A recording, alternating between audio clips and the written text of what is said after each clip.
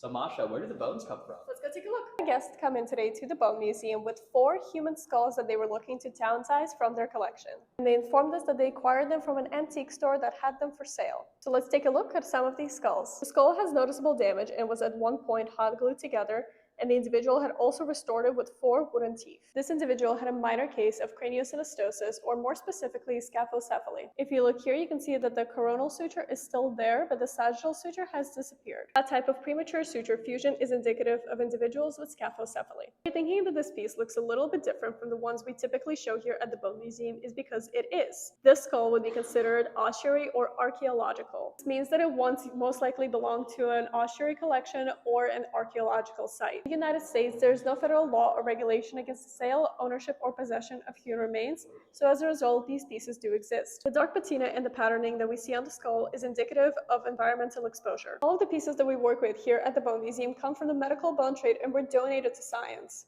At the Bone Museum, we do have a strong policy that we do not work with ossuary or archaeological remains. Unfortunately, we will not be purchasing these pieces for the Bone Museum, but we will work with the individual in finding an equitable solution of what to do with these. Ossuary skulls still exist out in the US today, and there are different categories for human skulls that exist. Here at the Bone Museum, our subspecialty is the medical bone trade, so these do fall out of our area of expertise. Currently enough, the 4th skull is actually a pediatric medical piece. Here that the maxilla and mandible had been removed, so you can see the eruption of the teeth. Now, this piece we are interested in acquiring for the museum, and we're going to work with the individual to see if they'd be interested in selling it to the museum. All the skulls that we have here at the Bone Museum come from stories just like this one. At the Bone Museum, we believe in transparency and accessibility, and we wanted to make this video to show you exactly how the pieces that we have here at the museum come to us. These skulls are a perfect example of how skulls make it out into the public market, and with these guests today, we wanted to make this video in order to raise awareness about this. If you found this video interesting, make sure to follow for more.